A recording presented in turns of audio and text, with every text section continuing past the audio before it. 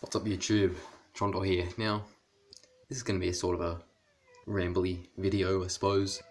I don't really know where I'm going with it, but I just wanted to bring up a a group of YouTubers that have been blowing up right now. Well, I assume they have been. They've been getting subscribers really fast, and they're targeting a weird audience. They're like, you know, back 2017, whatever, YouTube animators, storytime animators, big blow up, like huge, absolute blow up. But these people, they're just people reading other people's stories. It's the r/slash entitled parents, pro revenge, petty revenge, that sort of niche. It's going on the news right now. You might have seen them, you might not have. They popped up on my recommended, and you know, kudos to them. They're doing, you know, something that obviously works. And, like, I don't know, I think it's weird that they're succeeding off other people's stories, other people's life. I guess they're doing what they're doing, and they're doing it well. Like, they're not bad videos, they're edited pretty well. I think they could do their videos a bit better. Like, it's, I don't know, not amazing. They have good people narrating them. They have nice music in the background. They tell interesting stories, but you could just as easily go and read the Reddit post yourself, you know? I don't really know what I'm complaining about. Maybe it's because they're bigger YouTubers than me. Could be anything. I think my main issue with them is people who do the r/slash entitled parents ones, or, you know, ones where they've got people and that they always just have this one recurring voice, and it's so annoying. Maybe it's just to compel you to hate the person on the other side of the line, but sometimes it's like you have to give some of these people some slack. Sometimes the way you're portraying them doesn't actually give you a real idea of what sort of person they might actually be. You're sort of like throwing everybody under the bus in this sort of line. You go and give your own thoughts at the end, sure, but have you ever experienced it yourself? I don't know what I'm doing, I don't know where I'm going. There are some really great stories on this subreddit, but I just feel as though, I mean, you could compare it to what YouTubers do with YouTube gaming, but these are games that companies push out and encourage people to play. They encourage the word of mouth to share about it. But then you get people on these subreddits telling their own stories. Sometimes they're fake, sometimes they're real, you know? It's just what happens. And then these YouTubers come along, and it's just, wow, you're just telling other people's stories. They could, honestly, if they wanted, make their own stories. It'd probably be easy for them, seeing as though how many of these they've read or claim to have read, seeing as though they go and review the stories before the video and check that they're all real, as to, you know, not hinder our experience having to listen to fake stories that will probably be just as entertaining as the real stuff.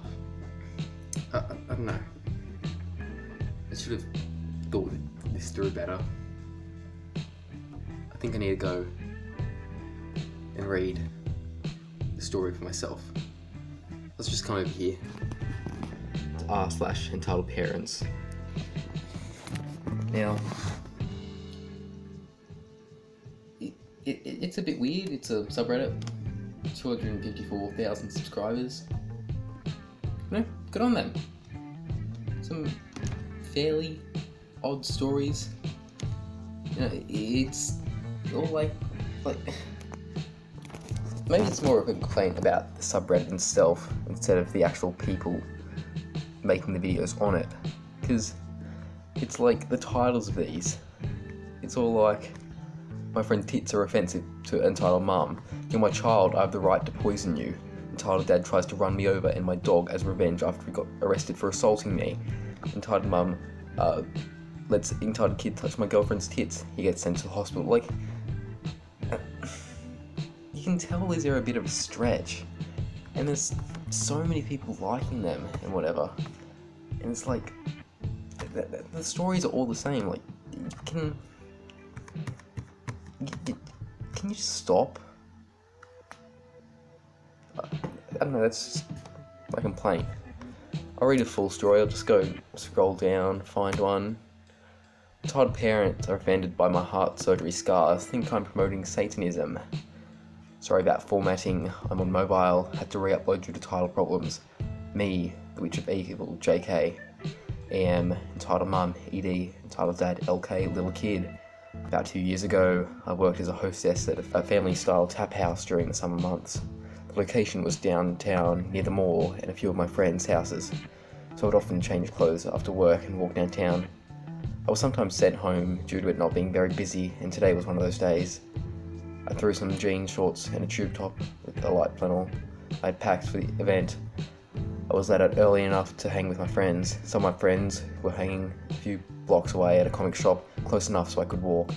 After signing out, I said goodbye to my co-workers and set off. Nope, set the groundwork, fairly nice start. I don't know, tube top didn't show a lot of my chest, but enough to show I had a fair amount of scars. My breast had also caused them to walk a bit. And caused them to be a bit more noticeable. I didn't care at this time, as I was rather proud of them, so when people asked me about them, I was able to tell them what happened and seemed like a normal human person. I was also keeping my ADD and ADHD under control for the most part.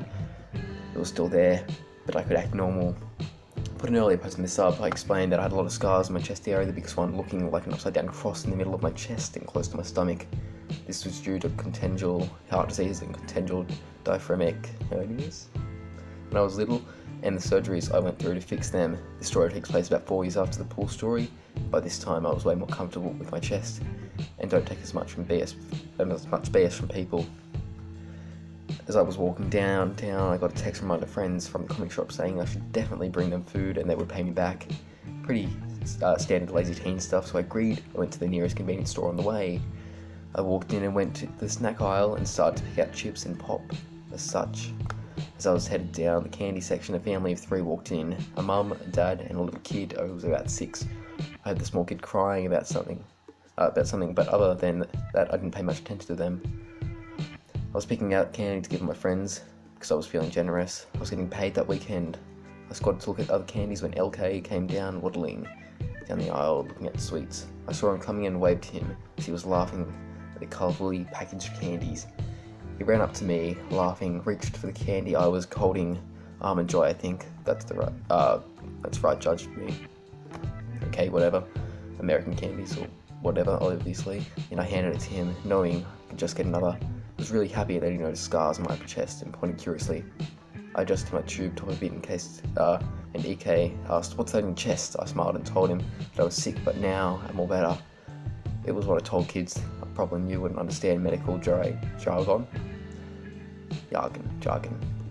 whatever. EK seemed satisfied with that response and ran off with the candy I gave him. I got my candy and went to the checkout with my goods to pay. I'd set my stuff on the table when I glanced and saw the LK talking to his parents near the entrance of the store. At first I thought the mum was going to be mad about the almond joy, but she didn't seem to care, and I thought I was all good. The MNED started to look concerned, then angry. I had no idea what the LK was saying, but then the ED whipped his head around to look at me. I had no clue what they were going on. Then LK pointed to his chest and my heart dropped to the stomach. The EPs looked pretty ticked off and ED was staring daggers into me.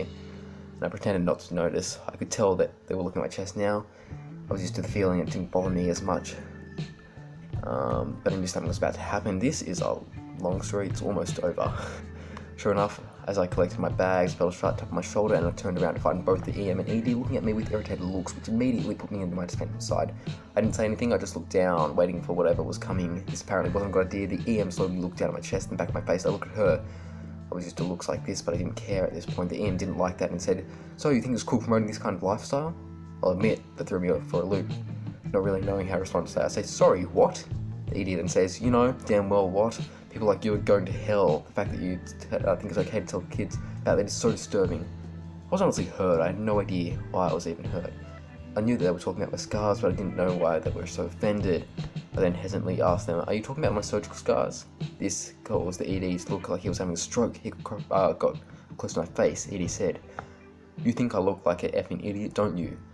Quite spreading your Satanist propaganda BS around my son. I quickly stepped back as he said this, and realization clicked. They thought my scars were a cult thing from what I could gather, due to it looked like an upside down cross, and for some reason I had the desire to play along and the desire to laugh, but I kindly explained to them that they were from heart problems I've got in the past, and tried to give them something of my history. They didn't believe me, and it's only got them more pissed. The EM started spouting off about lying and being disrespectful. At this point, I was really irritated for being yelled at and told them that I was going to leave, and that's where they seriously messed up.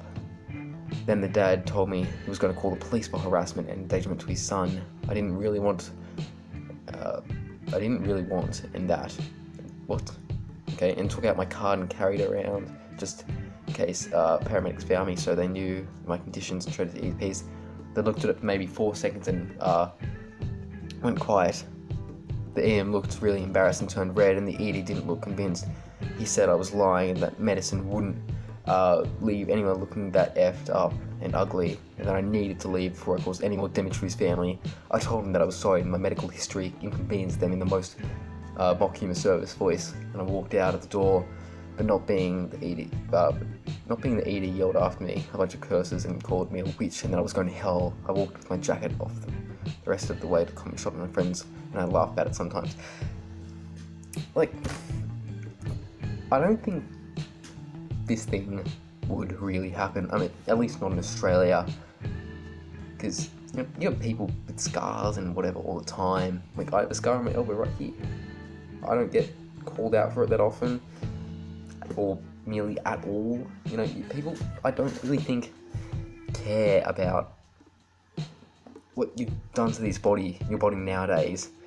This was, 4 years after a pool story, so sometime in the past. But in this modern era, you don't really get people going, oh, you have a scar, you must be evil, you have tattoos, I hate you. Like, it's really the older people, and they had a little kid, so they're not going to be that old. They're like 30s, 40s maybe. So, I mean, the story's great told and all, and whatever, but